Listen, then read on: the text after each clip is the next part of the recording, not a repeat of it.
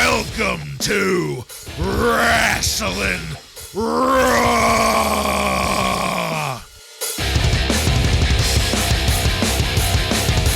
All right, you're listening to Wrasslin Raw, the podcast that takes you back to when Raw became war and attitude ruled. Thank you for joining us. You're here with Ryan Arico.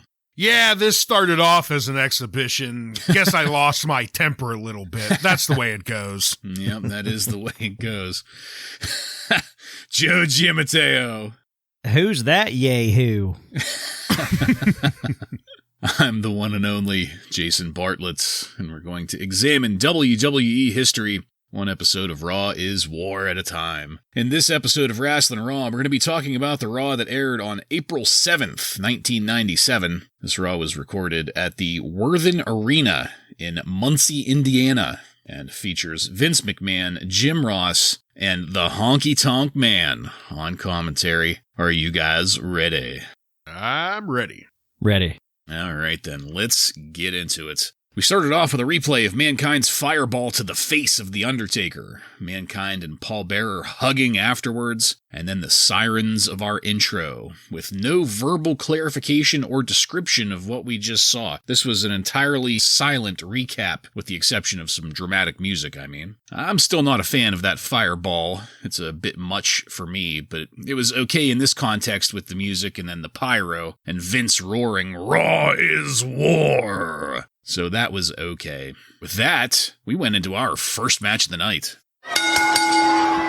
Owen Hart and the British Bulldog, Davey Boy Smith, defeat the Godwinns by pinfall in 7 minutes and 12 seconds to retain the WWF Tag Team Championships. It was great to hear the Honky Tonk Man on commentary first thing, don't you think, Joe? It's just lovely.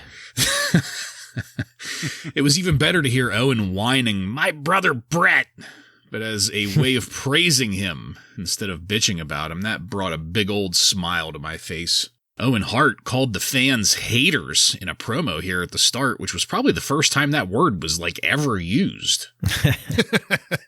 What, 20 years ahead of time at least? Yeah, Owen started the trend. Yeah. Before Taylor Swift.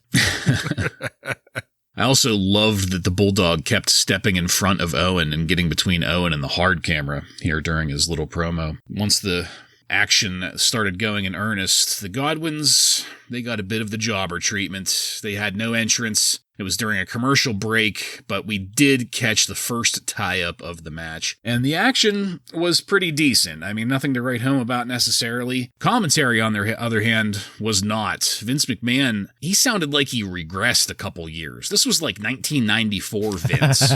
As opposed to 97. And the Honky Tonk Man, I joke about him, but he was shitting the bed pretty hard here, trying to fill in for Jerry Lawler with, color commentary. Big shoes to fill, and he didn't do a great job doing it. No. You can't just take a southern twang accent and throw him in there and expect for the same thing, Vince. Speaking of 1994, Phineas, he had one of his fits there in the ring that caused him to act like a donkey. We got a picture-in-picture from Shawn Michaels in there, too, complete with Vince gushing, where Shawn assures us that he will upset some people later on tonight. I loved it when Earl Hebner broke up the two legal men in the ring so he could go be distracted in the corner. That fucking twat. Allowing the Bulldog and Owen to double-team Phineas. Owen had an amazing enziguri on Phineas right after that. Phineas sold the hell out of it. That looked great. And then we got another picture-in-picture. This time with the Legion of Doom. Animal was criticizing the patriotism of the tag champs, and Hawk led with a "well," and then was talking about knocking the rancid bile from somebody's bladders. Ooh, what a ride.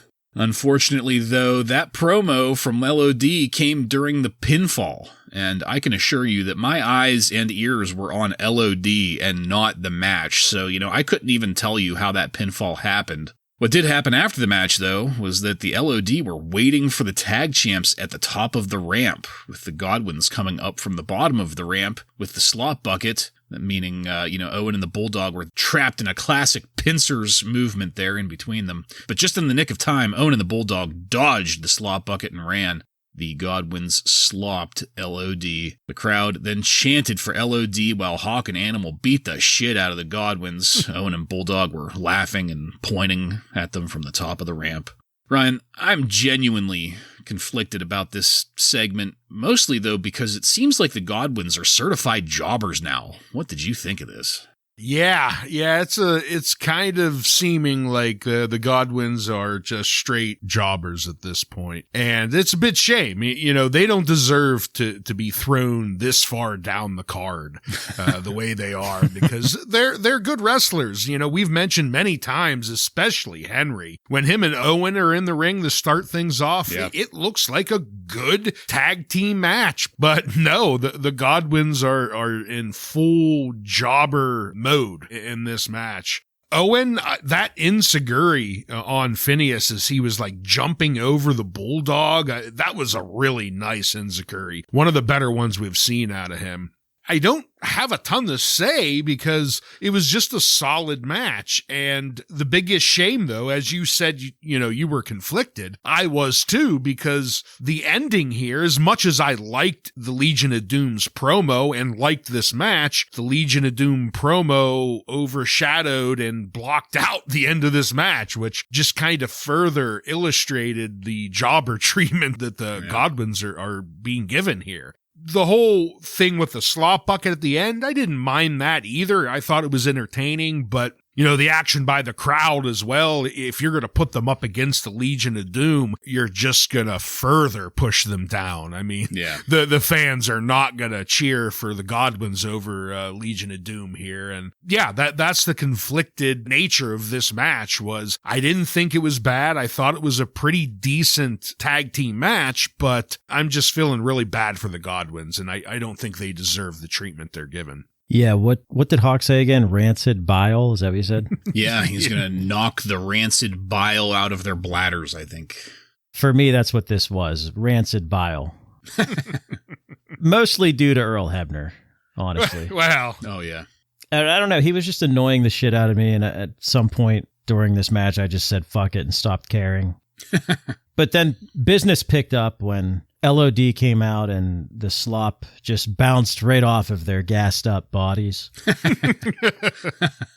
I'm glad that you mentioned Vince's commentary was extra cartoony tonight. Like he kept doing that weird thing where he changes the pitch of his voice. Yep. Like, unbelievable! It's a Donnybrook!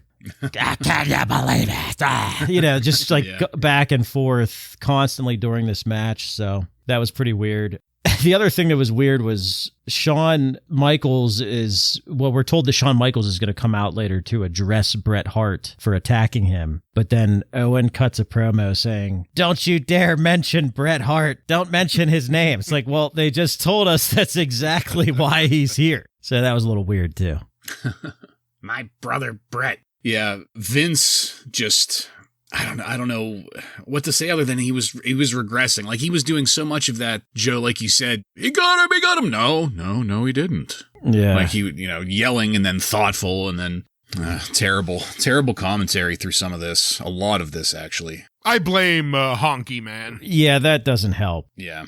Well, we can blame a lot of things on Honky throughout this episode. Maybe that's why Vince felt extra cartoony. Yeah, like he felt like he had to do more since King wasn't there, and that's what we get when Vince does more. Probably. I mean, that's a pretty good call. The Honky Tonk Man, he ends up leaving commentary after this segment. Good riddance. But then we get a replay of the slopping, and Vince just loved it. Oh my goodness, they've been slopped. Backstage, Owen and the Bulldog cut a promo on the stupid Americans slopping each other. And then they requested multiple times to watch a replay of the slopping, and they were enjoying that quite a bit. They almost got interrupted, though, by Stone Cold Steve Austin, giving us a brief peek behind the camera, so to speak. Here, adding a layer of legitimacy and realism to what's going on here. I thought it was neat to have that camera cut away to see the lights and to see some officials and to see some, empty arena garage staging area background scene. You know, it was just very cool to have the curtain pulled back just a teensy bit there. Just briefly, guys, because this was a very short segment, and we'll go with Ryan first on this one. What did you think of the Tag Champs promo here? Since we're probably not going to hear from Owen and Bulldog for the rest of the night.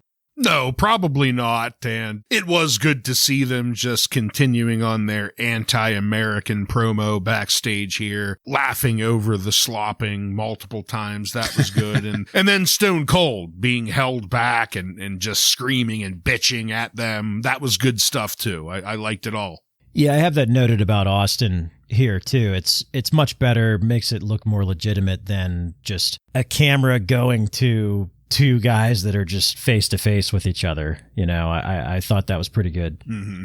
Well, right after that, we heard the glass break and we headed into our next match.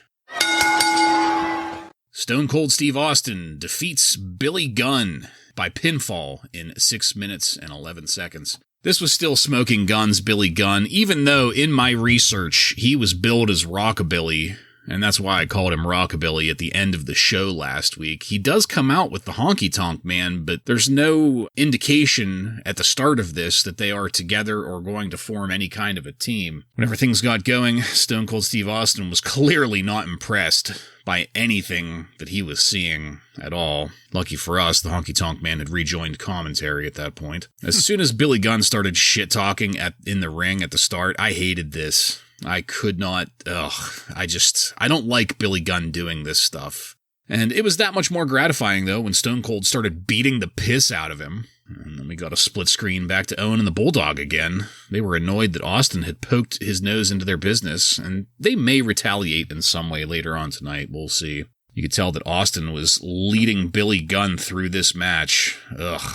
I especially loved Austin giving Billy the double bird before kicking him in the balls. That was a highlight of this match. The best part, though, was the stunner out of nowhere to finish it off and put an end to it, with Austin giving the double bird to Billy afterwards. After Austin marched up the ramp in disgust, Honky Tonk Man got in the ring to profess his love for this fucking loser that just got his ass kicked. And they're going to get Billy some good clothes, a good haircut, some good sideburns, and I threw up a little hearing that. But Billy then punched the Honky Tonk Man in the face, which confused the hell out of me, and then everybody just ended up back where they started pretty much.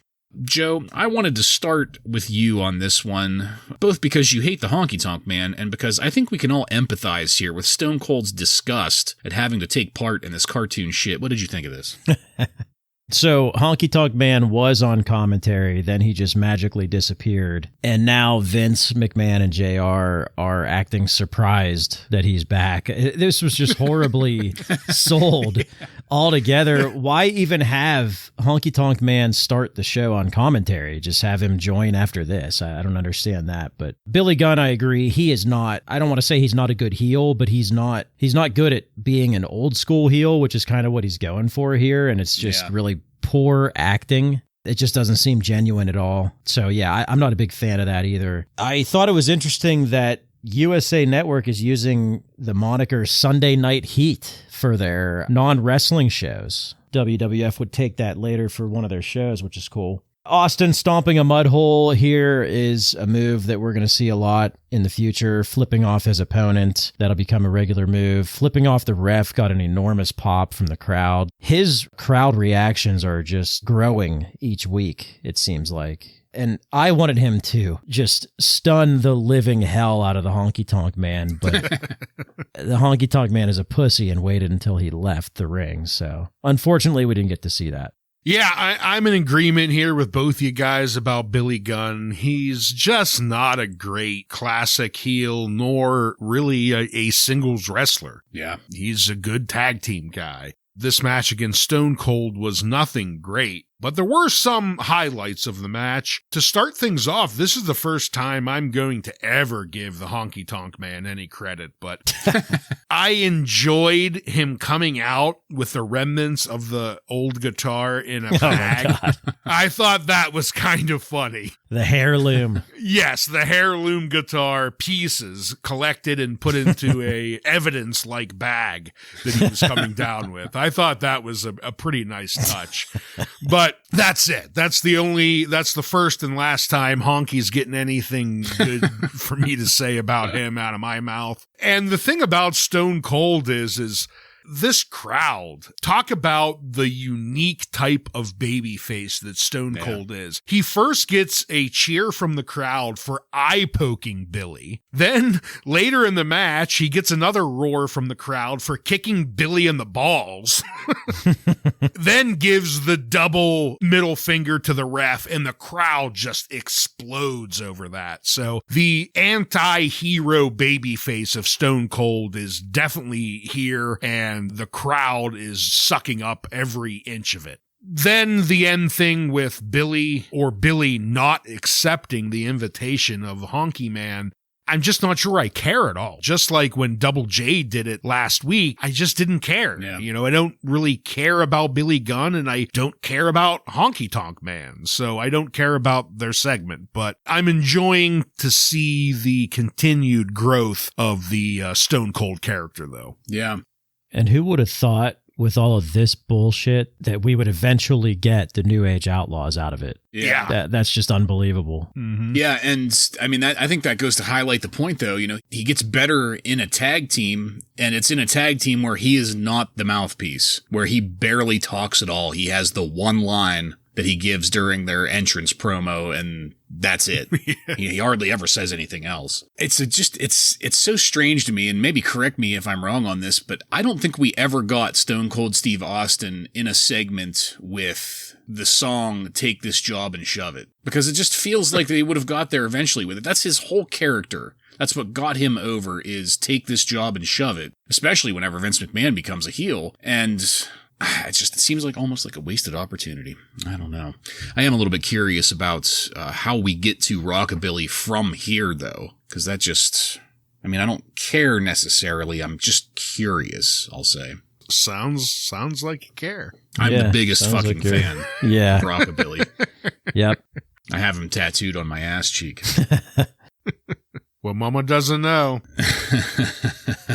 The next chunk of segment here is a pretty big one, so I decided to break this into two pieces. Let's talk about the first part, starting with Doc's Cocaine Jam. Doc had a badass Undertaker Hellraiser door banner that he was selling there. That thing was cool as hell. It was. I would have absolutely bought one of those. It was going for $29.95, and the two children he had there staring at it didn't seem too frightened by it, which was pretty good. That didn't last long enough, though, as we went to the Honky Tonk Man there at ringside, and then a guy in military fatigues calling Ten Hut.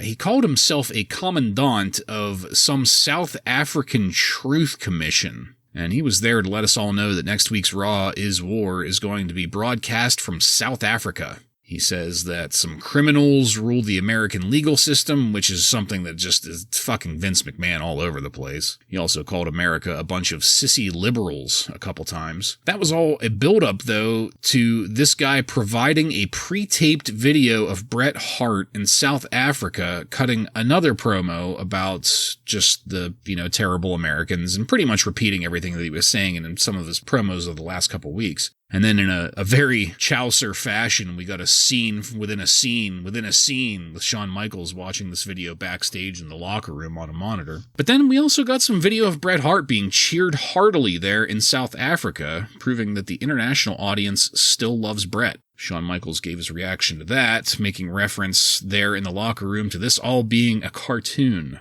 And that's where I'm going to pause this first half of this segment, because I wanted to hear from you both. Speaking of cartoon shit, this South African general guy made me want to throw my remote through my fucking TV screen. I hated it, every fucking second of it.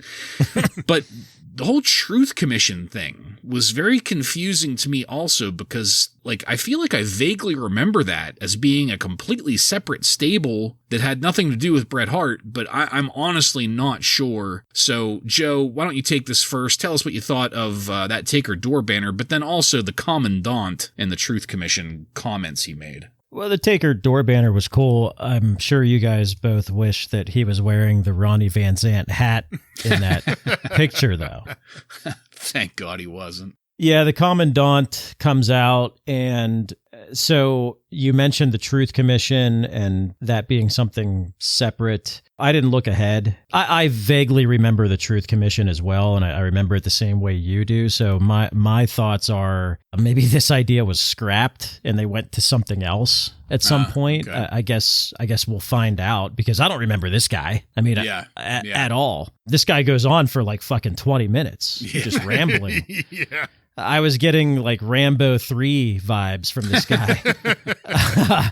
It was just way, way too long. Apparently, from what I saw in The Observer, I guess this guy is an actor who Bret Hart knows this guy personally, I guess, and that's who brought him in. Is there a lot of South Africans on Lonesome Dove, I guess? Yeah. I guess so. But yeah, this was just really strange. This was just leaning way too hard into the whole anti-American thing that Bret Hart's doing. Yeah. It's really not necessary at this point. So I'm not sure why they're doing this. To start with the door hanger banner with Doc Hendricks, I thought this thing was pretty great, and I immediately tried to look it up on eBay, and the most recent, I could find one sold a couple years ago, but no price listed and really none since. So pretty sad. I'll keep my eyes on eBay to see if I could come across one anytime soon. But to move on to the Commandant here from South Africa, what a bizarre segment. It just, it just didn't feel like it fit at all. And, you know, he's rambling on and Joe, like you said, it felt like it was a half hour. He just kept on going on. And finally, he turns it over to a Bret Hart promo, which, you know, was a decent enough promo, but it really felt like they were ripping off the NWO as they went with these like sideways black and white quick cuts. But the promo itself was fine, you know, so I'll take the Bret Hart part, but the Commandant, that just took way too long. Yeah, agreed there. Whenever I was typing out my notes, I first thought that this was going to be some kind of like additional anti-American gimmick. Like I thought it was going to be a revival of the Sheik or something, because this dude's outfit looked exactly like the red military outfits whenever Sergeant Slaughter was the Iraqi turncoat and he had that what the fuck dude, that General Adnan or whatever with him. This is like the same outfit that general guy wore, same colors and everything. So I had no idea what was coming with it, and then once I realized what was going on, I fucking hated it that much more. Well, guys, that is going to take us to the second part of this segment, which was divided up by a commercial break. And once we come back, we had Vince roaring a welcome to Shawn Michaels. Shawn came down the ramp for an in-ring interview. God, Vince was just gobbling the hell out of Shawn's cock at the start of this. Shawn grabbed the microphone and took the opportunity to whine a bit about being persecuted, stating that he frequently gets beat up because he's an asshole. That's my words, not his, but it's a pretty accurate pretty summation, much what he I think. says, yeah. But then shit gets real. Shawn starts saying that he and Bret hate each other. And then he goes on to say that Bret isn't just a new bad guy, he's always been a bad guy. Bret Hart has been allowing the WWF to exploit the Hart family, and that Bret would sell his mother to make a buck. My God. This came very, very close to breaking kayfabe a couple times when Shawn talks about being number 2 to Bret, and Bret acting shitty when it was time for Shawn to ascend to becoming number 1. Shawn even goes so far as to call out Vince to confirm things. As the boss of the WWF, Shawn's words, not mine, that the sales numbers are the best they've ever been with Shawn Michaels as champion rather than Bret. Shawn cites Bret's use of a, quote, rival organization, unquote, to exploit the WWF for financial gain. Pretty true there, too. Shawn then says he's the hottest free agent in the business and getting money thrown at him, which is also probably true with Holland Nash over at WCW at this time. Shawn just keeps going with this. He works himself into such a lather that he has to take his coat off because he's sweating. Shawn ends up ending everything by saying that even though Bret won't like it, Shawn is going to dance and strip. That drew out the Bulldog and Owen. Put a big smile on Vince's face, too. Yes, it did. Once Bulldog and Owen came out, in his own defense, Shawn grabbed a non-gimmicked steel chair, and this segment ended the first hour of Raw. Guys, I didn't know how to take this. It felt very unscripted, very real, very genuine, and to be honest, felt more like Shawn intentionally getting personal instead of trying to work a business angle, if that makes any kind of sense. So, Joe, please, what were your thoughts on this? Well, I think moving forward, anytime that Shawn Michaels or Bret Hart are either talking about each other or are face to face, it's going to be pretty good shit, I think, moving forward here. So this is Shawn Michaels talking about Bret Hart and basically no one else for quite a long time. Yeah. I have noted here that I thought he was completely breaking kayfabe here. For the reasons you mentioned. He's calling Vince the boss. He's saying Bret only cares about his financial gain. They hate each other. Bret negotiating with WCW. He had a line in here too that really stood out to me, saying, "Your obsession with me and the WWF Championship will ultimately be your destruction." Yeah. Which is the exact 100% true. I mean, that was just really weird to see and hear. To be honest with you, with that line and their constant use of the word screwing with Bret Hart, I'm almost starting to lean that it was a work. The screw job was a work. Yeah. Or at least planned way further ahead. Yeah. He mentions too that the WWF was, thriving with him as champ, which is the complete opposite of that is true. They were getting beat by WCW for the first time ever. The buy rates were the lowest they've ever been for all their pay-per-views. So he's not right about that, but everything else here, I thought, similar to what I said last week or 2 weeks ago about Bret Hart's heel turn, it gave an enormous boost to guys like Stone Cold Steve Austin, and now we're going to see it with Shawn Michaels, because Shawn Michaels was not appealing as a babyface to fans like us. He was getting booed out of the stadium. Yeah, booed in New York, but this Bret Hart heel turn is going to, I think, give Shawn Michaels a little boost here. We're getting more reality out of Shawn Michaels here. I'm not going to say it's making him more likable, but definitely more entertaining to me. So I'm going to start with Shawn Michaels bringing up that Bret Hart is going to be on The Simpsons. It sounds like this must have aired while they were advertising for it. Yeah. Second appearance on The Simpsons. And this one is the one where Mr. Burns goes bankrupt and the hitman buys Mr. Burns' mansion. And it's a really great one. It's the one that ends with Mr. Burns befriending Lisa and making the little Lisa slurry to get back on top. It's a great episode. So if you just want to see some quick cameo by the hitman in a great Simpsons episode, that's definitely one to go check out. The Shawn Michaels interview here, though, going forward after that, I thought he did a great job. I mean, he was definitely veering into breaking kayfabe on multiple occasions, talking about how Bret has always been a bad guy backstage and how much they hate each other backstage, and, just really highlighting the fact that backstage is different than in the ring. And Vince was absolutely ecstatic when Shawn Michaels said that he was going to strip as much as he wants. They show Vince's face and he just lit up with a smile from ear to ear. The segment went on a little bit long, but I really thought Shawn Michaels did a good job. Joe, like you said, at this point in time in the WWF, anytime Shawn Michaels or Bret Hart are cutting a promo about each other, it's time to listen up. You're probably going to hear something a little special and a little bit outside of the norm and off script. The thing about Bret Hart's obsession going to be his destruction was, my mouth hit the floor when he said it. You know what I mean? Like, I couldn't believe what I was hearing out of his mouth. Like I said when Joe brought it up, at that point I was like, I don't know. I'm really leaning towards the screw job being a work at this point. Yeah. Maybe Razor Ramon was right.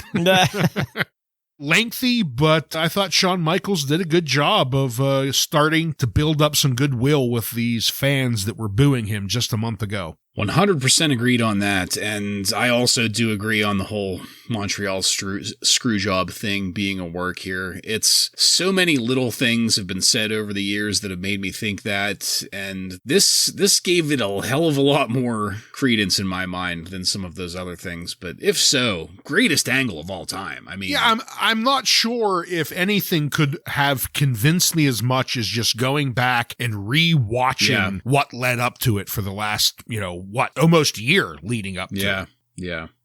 All right. Well, guys, let's keep it moving here. We're going to talk about our next match. The Headbangers, Mosh and Thrasher, defeat Freddie Joe Floyd and Barry Horowitz by pinfall in 4 minutes and 34 seconds. Ryan, both Freddie Joe and Barry Horowitz were former Jobbers of the Week, weren't they? They were. Freddie Joe Floyd and Barry Horowitz were both Jobber of the Weeks. Barry Horowitz way back on our December 5th, 1994 episode, and Freddie Joe Floyd on our August 19th, 1996 episode. Not too long ago for old Freddie Joe. I believe we declared Barry, was it the king of jobbers? Or yes, and he was also Jobber of the Year, 94. He was declared King of Jobbers, and Lombardi was declared the Duke of Jobbers. Yeah. Right. Well, Barry Horowitz didn't look anywhere near as gassed up as he used to be in this match. He was looking downright puny. We got a split screen with Vernon White, the opponent that Ken Shamrock will have in his exhibition match later on tonight. Whoever the fuck that is.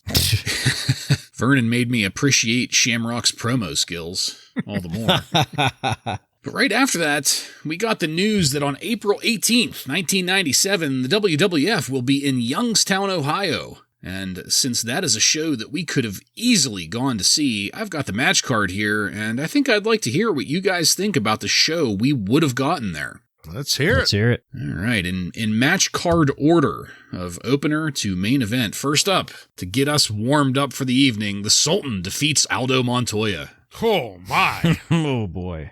Turn around. I want my money right back out again. Yeah. In a odd, from this perspective, it's kind of an odd pairing, but the next match was Billy Gunn defeating Double J Jesse James. Okay. Yeah. Yeah, that probably would have sucked too. Yeah. After that, Rocky Maivia defeated Savio Vega. That could have been okay. We're slowly improving. Yeah. Well, next up, the Blackjacks defeated Furnace and LaFawn. Forgot about both of those teams. Yeah. After that, Hunter Hearst Helmsley defeated Gold Dust. At this Again. point, I'm sick of them. Yeah. Yep. Yeah, Joe, as soon as I read that on here, I was like, man, Joe, that's probably where Joe would have turned around and left. Well, if China and Marlena are there, I would have. That's true. Stayed. That's true. After that, Steve Austin defeated Owen Hart. Oh. Okay. Now we're getting there. Business is picking up. Yeah. And then that was followed by Ahmed Johnson defeating Crush. Business is turning down.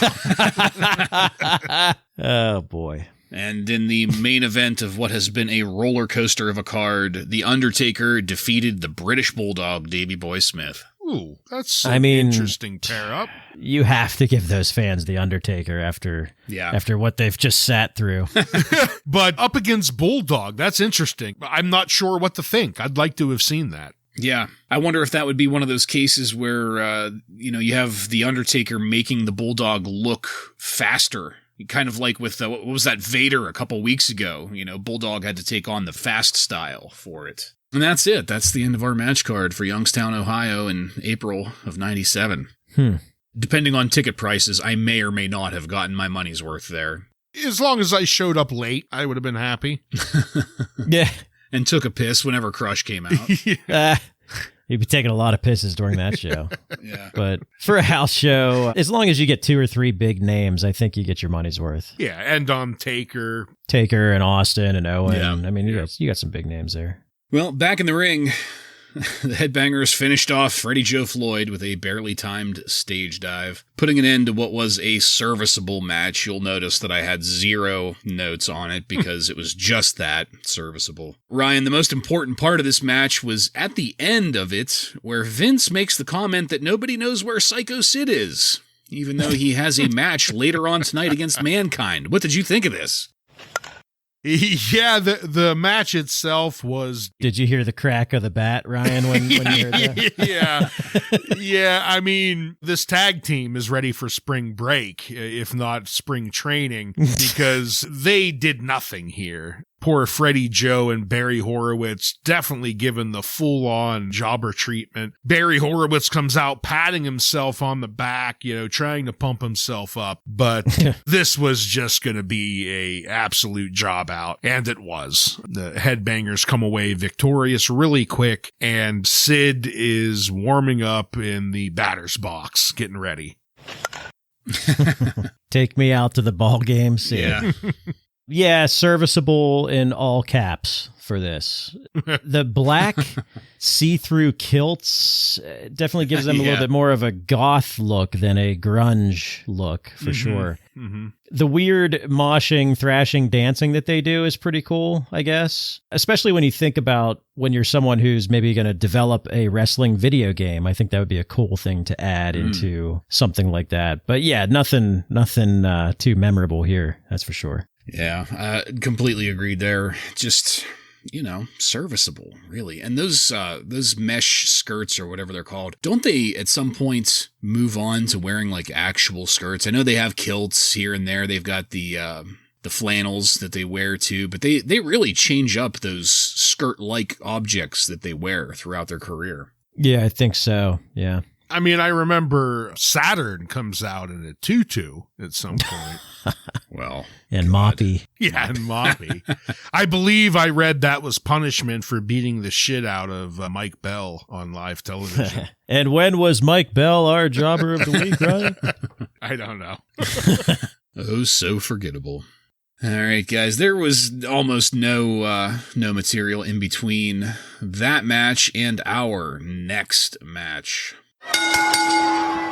Ken Shamrock defeats Vernon White in a no-holds-barred exhibition match in 2 minutes and 5 seconds.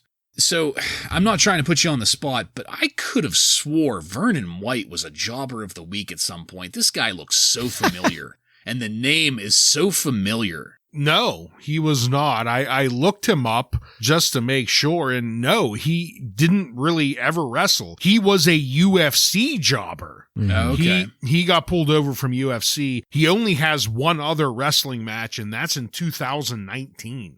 Yeah, he's a UFC jobber, especially here. I think he did improve slightly later on a little bit, but yeah, he's a total UFC jobber here. I know virtually nothing about the UFC, so... It was very clear from the start, though, that they were trying to make the UFC style accessible to WWF fans. Like, there were quite a few points where you could clearly see Shamrock stopping himself from just demolishing this kid. I'm not sure the terminology, Ryan, I'm sure you can clarify it for me, but whenever your opponent is on his hands and knees and you've got your arms like around his waist from behind, Shamrock was in that position, but you could see Shamrock like making himself not hold on to the kid and stay on him. He like let go of him and backed up slowly. Well, slow in match time, I mean, but it was just weird. A couple spots of Shamrock fighting his instincts and clearly trying to get used to what was expected of him in the WWF as opposed to the UFC.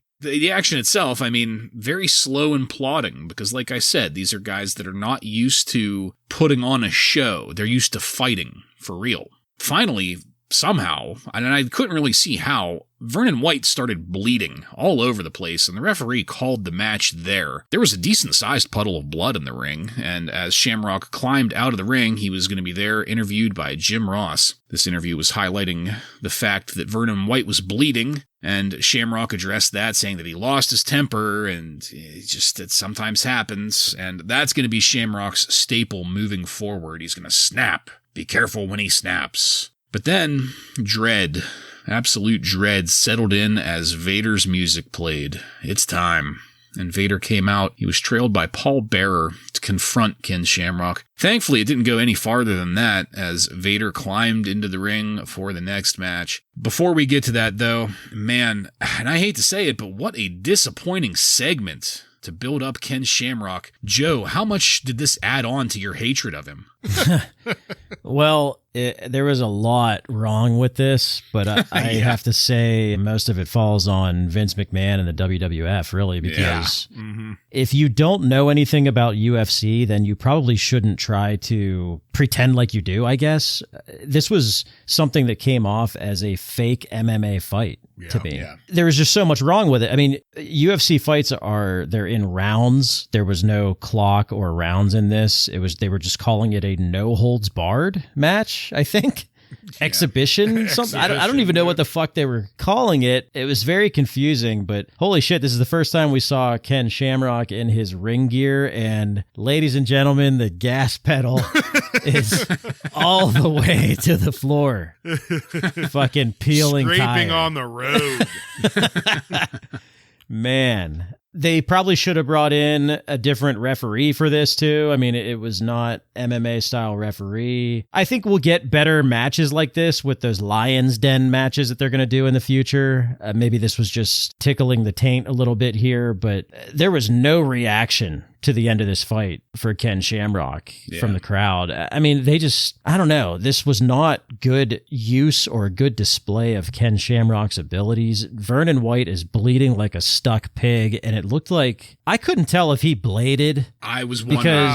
Because he started bleeding before Shamrock started punching him. So I'm not sure what happened there, but they didn't show it. They kept panning away from it. So I'm not sure what happened there, but this was not good. Yeah, this was not a great debut for Shamrock. And, thankfully, we know moving forward, he is going to figure things out, and Shamrock is not going to look quite as bad. But this way it started, it didn't look good. And to be honest, I'm not sure I know of any worked shoot fights that look good. There's just something that always comes off as shitty about them, second rate. And this was no different. Vernon White, he knows nothing about wrestling. I mean, you could tell Ken has at least been getting some training lately, but Vernon White has no clue what's going on as far as a wrestling match goes. And then the way that this ended, I almost thought there was a packet of fake blood. There was so much blood happening in the ring. I mean, it looked like a fucking Tarantino scene. There was so much blood. I mean, it was like just gushing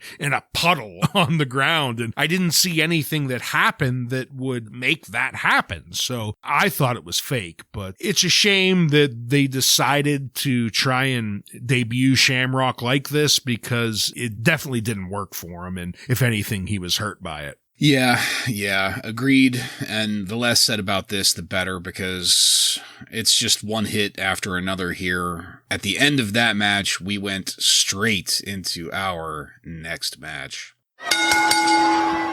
Vader, with Paul Bearer, defeats Frank Stiletto by pinfall in 2 minutes and 25 seconds. And Frank Stiletto is our jobber of the week. Take it, Ryan. Thank you, Bartlett. Frank Stiletto is this week's jobber. Frank Stiletto was born Frank Stiletto. Some day and some year in November. The internet doesn't know, but he was born in Cleveland, Ohio. And as you can maybe tell from the start, there isn't a ton of information available about Frank Stiletto, other than his nickname of Frank Handsome Stallone. Wait, Stallone or Stiletto? Oh, I'm sorry, Stiletto. Frank Stiletto. I was going to say, I loved his song at the end of First Blood. Yes, he did do very good with that. And in the Rocky movies. Yeah. But yes, other than the nickname Frank Handsome Stiletto, he is only gone by Frank Stiletto with 3 different spellings of his last name. His trainer, unknown, but Frank made his debut sometime in 1992, wrestling in the Eastern Ohio, West Virginia, Western Pennsylvania territory. His most successful run came at the Pittsburgh promotion Steel City Wrestling, where he held the SCW tag team belts 3 different times with 3 different partners: Axel Rotten, Stevie Richards, and Beefy Stu Lou Marconi. What? Jeez. That sounds like a Dr. Seuss character. Like, fucking Beefy Stu Lou. See, I thought of like Dinty Moore.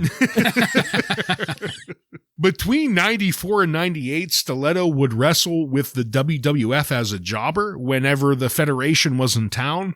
His first loss came at the hands of Jim the Anvil Neidhart on a taping of Superstars on August 2nd, 1994, losing in just over 2 minutes. His last loss came against Vader, but not this match. His final WWF job out will come on June 28th, 1998, on an episode of Shotgun Saturday Night. After 98, Frank would never show up again in a major promotion, instead continuing to wrestle for small indie promotions in Ohio, West Virginia, and Pennsylvania area where he started. And Stiletto's final match was on April 19th, 2014, losing in a street fight match against Malice in Toledo, Ohio. Frank Stiletto's record stands as 45 wins, 88 losses, and 4 draws, safely securing his title as Jobber of the Week. I think it's safe to say he's the greatest wrestler of all time with ties to Pittsburgh, Pennsylvania, too, just ahead of Bruno and Kurt Angle. Yeah. Just above those two. Thank you, Ryan. Illuminating as always. This match, again, picked up at the end of that last segment. The Jobber of the Week segment's longer than the match. Yeah. Oh, yeah. Not a lot of notes here. Vader suplexed the shit out of Stiletto. Almost killed him. Yeah, that was pretty solid. And I did note that Stiletto's tights said handsome across the ass on the back.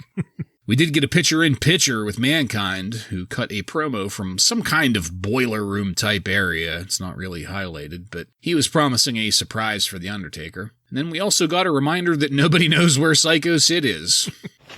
That was right before Vader got the pin, and then they made sure to get Jim Ross pitching 1-900 Shameless over Vader's victory. Ryan, this was a squash through and through, with Vader almost being squashed as much as Frank Stiletto. What did you think of it? Wow, yeah, it was definitely a jobber match, and Vader, as I stated, almost killed this poor fucker when he suplexed him and just threw him over his back, didn't give any two fucks about how he was going to land, and he just landed right on his neck violently. It looked bad. Vader power bombs him a few times, humiliates Frank a little bit, and gets the win. But man, what an absolute jobber match from bell to bell. You know, I did not hate this. Did I need this? No, but did I? But did you want it? Yes. I want it.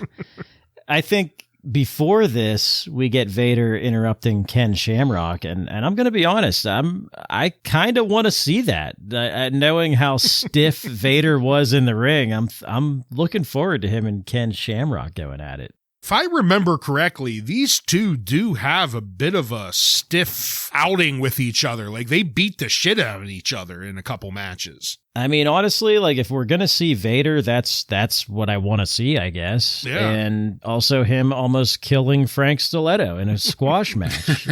Also known as Frank Stallone. Yeah. I thought this was pretty good use of Vader. You've managed to give me hope for the future, Joe. Good. You've done that before, and a couple times you've disappointed the hell out of me on many occasions, most notably with the ongoing Mark Merrill. He did eventually deliver. You got to build a story, pal. You got to build a story, and that was the finish. Tank got chapped, though, brother. Well, don't worry. I'm going to hate Vader here later in just a little bit. So. Joe was writing into the WWF back in 1997 and saying, "We want less Ken Shamrock and more Vader, damn it." Jeez. Well, guys, let's go to Gorilla Monsoon backstage. He's got an update for us. Gorilla was there to say that Sid is not in the building. And if Sid does not show up based on the current, rankings, standings, whatever you want to say, the only person left that can face Mankind in the main event is Stone Cold Steve Austin, who already had a match tonight. Yeah. It's funny, he's the only one available. Yeah. Frank Stiletto is in no condition to work tonight. Stone Cold shows up to get in Gorilla Monsoon's face. Suffice it to say, he is not pleased at the news that he'll have to wrestle again tonight. But Steve says he'll save Gorilla's ass if Gorilla will give Austin Bret Hart's ass on April 20th at the pay-per-view. Gorilla agrees to that, and we move on. Ryan, I was really hoping that you can edit in the sound of a softball tinking off an aluminum bat. Oh, I definitely throughout can. The episode and the roar of the crowd. What did you think of this? Yeah, the softball is all I thought about during this entire segment. And, Stone Cold basically showed up here saying, if you want me to cover Skid's baseball schedule, I need the Hitman. And I thought this was a great way to shoehorn in Stone Cold taking on Bret Hart again, taking over for Sid to cover Sid's baseball schedule. It works out for everyone. Yeah, it does. I guess to keep with the Simpsons theme, we're talking softball. I really thought that I could maybe get you guys to join me in a round of Take Me Out to the Ball Game for this, but we'll skip it because we have to go on to our next segment here, Mankind. Mankind is going to come down to the ring with Paul Bearer for an interview with Jim Ross. Mankind is upset because The Undertaker doesn't really know Mankind at all. The Undertaker, I guess, likes to stay in posh motels, while Mankind, on the other hand, he apparently goes home to a wife that asks what that smell is, and that smell is Mankind burning. Mankind wanted The Undertaker to know what that was like. Also, I guess, white trash have been attacking Mankind's home. And Mankind's little girl wants to know how Mankind will protect her. Mankind can't do that, though, because he's on the road 200 days a year, working on his 17th concussion and making half of what the pumped-up pretty boys make in their opening matches. I fucking popped. When JR asked what we can expect from the championship match at the upcoming pay-per-view, Mankind cites the JFK assassination, throwing Christians to the lions, and public hangings as examples of the spectacle that we'll get. If you love your women and children, don't order the pay-per-view because Mankind won't be held morally responsible for what they'll see there. Mankind has his reservation at the emergency room, and he made one for The Undertaker too. But then the bell tolls, the lights flash, and we get an Undertaker promo over the house PA system. And this was a real Undertaker promo in response to Mankind, not the bullshit we've gotten the past couple weeks. The Undertaker is going to open the vault of souls and unleash the deadliest of demons. And I fucking popped. We broke to commercial to end that segment. I fucking loved every minute of it. Ryan, what did you think of this? Yeah, I enjoyed it. I thought they did a good job and kind of sticking with the theme of the night, Mankind kind of breaking kayfabe, talking about The Undertaker staying in cushy hotels and him going home, and to the amazement of the crowd, Mankind can actually have a wife. I thought all of that was great and definitely veering on that border of realism. But we're talking about things that happen outside of the ring. And then Undertaker comes up and responds with a great Undertaker-style promo. No Vince McMahon hints in this one. The only thing I would nitpick about is the audio was a bit shitty. It's like the mic was picking up the audio from in-house and not the audio being fed directly into the feed, but that's just being a nitpicking dickbag because, good segment to continue the Mankind-Undertaker feud. Yeah, the Mankind interview was very strange, which is what it's supposed to be. So hit the nail on the head there. The Undertaker part, I will be a nitpicking dickbag. I did not like it because of the shitty audio. They, to me, they could have put him on the Titantron. I know they're in South Africa or whatever, but it sounded like Undertaker was leaving Mankind a message on his answering machine. Yeah. It was so shitty quality. I mean, the promo was fine. It was just the shitty audio bothered me. Well, that led us into our final match of the night. Stone Cold Steve Austin versus Mankind with Paul Bearer, and then eventually Vader. ending in a no contest in 11 minutes and 13 seconds. Stone Cold doesn't fuck around as he runs to Mankind to jumpstart this match. He ends up suplexing Mankind there on the ramp. Then we got a picture-in-picture from Owen Hart and the Bulldog to complain about Steve Austin getting the match with Brett because of Sid. They blamed McMahon for that, even though Gorilla Monsoon made the match. And I have to say, I did not appreciate this distraction. I usually appreciate Owen and the Bulldog, but not this time. But then Bulldog and Owen showed up on the concourse tunnel. I'm not sure what that's called exactly, but that little entryway tunnel thing in the second tier of the arena to distract Austin. That took us into the break. We came back. I loved when Mankind had Austin in a chokehold, and Austin clearly covered his mouth to talk to Mankind. I mean, he just held his hands up there right in front of there to cover up his lips to prevent lip readers, I guess. I spent some time here just sitting back and watching this. I was enjoying it. It was a good match up until the Bulldog and Owen decided to walk down to the ring. That drew Hawk and Animal out. They circled the ring opposite the tag champs. Then Vader came out and tried to interfere, fucking that up and attacking Mankind in the process. That's what drew the bell and the finish of the match. LOD chased out the tag champs. Austin disappeared. Mankind and Vader, they ended up in a punching match there in the ring, which I was honestly very happy to see. But then Paul Bearer broke them up and said something to them that made Mankind and Vader hug each other. And we faded to black with the fans booing loudly. Joe, this started out pretty well, but when it fell apart, it crashed and burned. What did you think about this match and the way that Raw ended tonight? Yeah, it did crash and burn. Courtesy of Vader. You know, I had a Vader boner, and it is completely gone now. Flaccid. Yeah. Yeah. Yeah, it's a shame. This match was clearly thrown together. It was supposed to be, Sid and Mankind? Yeah. But Yeah. Mankind is bumping his ass off, and it's a good match, but then we got to get this bullshit at the end. And it wasn't quite like last week where they were Benny Hill chasing each other around the ring, but it was still kind of shitty because Mankind and Vader start fighting. Vader is, of course, no-selling everything Mankind is giving him. And are we going to have our taints tickled for weeks with Vader and Mankind like we were with Owen and Bulldog? I certainly hope not. Yeah.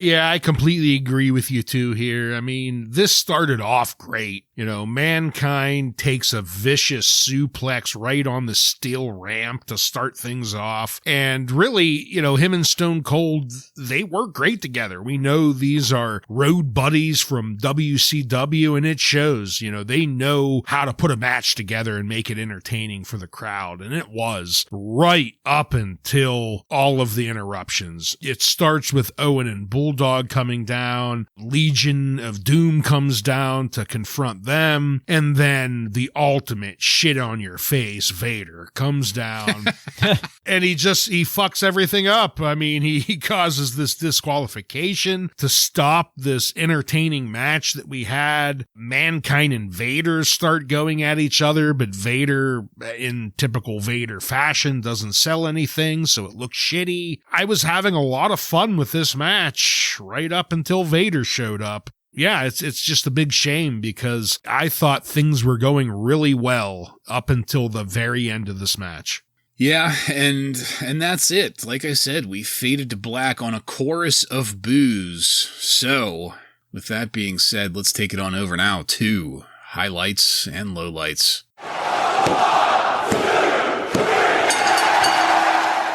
Joe, why don't you take that first, please? Well, my highlight was going to be Vader, but they ruined it. So I will go with the Shawn Michaels interview for my highlight. And for a low light, I'm going to go with the ending of the show. I just don't think the WWF has enough going on yet to give us that hot ending that we are really hungry for. Yeah, so for my highlight, I'm actually going to go with the final match, everything up until Vader. Up until the Vader run in, I thought was great, and I was having a blast, and I love to see Stone Cold and Mankind go at it. I think it's great. My low light is Vader. His match against Freddie S. wasn't great. Frank. Freddie S. Frankie S. Handsome Freddie. And then this second time where he comes down and just absolutely ruins a good thing with Mankind and Stone Cold. I mean, fuck you, Vader. You're the low light. Well, we're going to have different highlights here. My highlight was Mankind's promo going into that last match. It's been a while since we've got a gut-wrenchingly disturbing promo out of anybody that can deliver that. I mean, we haven't had any bizarre promos from Goldust or any of the other characters. Undertaker was a little underwhelming the past couple of weeks, but here Mankind brought it home with just all that crazy shit he was spouting, and I loved it. We're going 3 for 3 on the low light, though. My low light was the finish to the episode, starting with the Vader run-in. What a fucking dud. Just dud. Dud finish. Good God. All right. Joseph, do you have any contemporary wrestling news from on and around April 7th, 1997 for us? Yeah, a little bit of news outside of the WWF. ECW will be running their first pay-per-view on April 13th. Nice. Dave Meltzer's reporting they were supposed to run a pay-per-view back in December, but some things fell through, so Paul Heyman probably ran out of money or something. So it's going to happen on April 13th. It was not confirmed at press time, but the belief is that Sid missed this Raw taping and was pulled from the next pay-per-view due to a back injury. Oh. So, quote unquote back injury. Yeah. You could probably still swing a bat. Well, you know, that's what probably caused the back injury is he swung a little too hard on a fastball. So, yeah, the Steve Austin, Steve Austin took his place tonight, and the Steve Austin-Bret Hart angle was done to lead to a pay-per-view match now. Dave Meltzer had some comments about the Ken Shamrock match tonight. He said it was real bad. Yeah. Ken Shamrock has great charisma walking to the ring, but they have no clue how to book him, and this was a major step backwards. Yeah. By charisma walking to the ring, does he mean steroids oozing from his body? There is nothing that looks worse than a fake UFC match. Yeah. Mm-hmm. And that is all this week. All right. Thank you, Joseph. Enlightening as always. And that's it, folks. We are done with this one. I want to thank you again for joining us. If you like what we're doing here and want to connect with us, you can email us at wrasslinraw.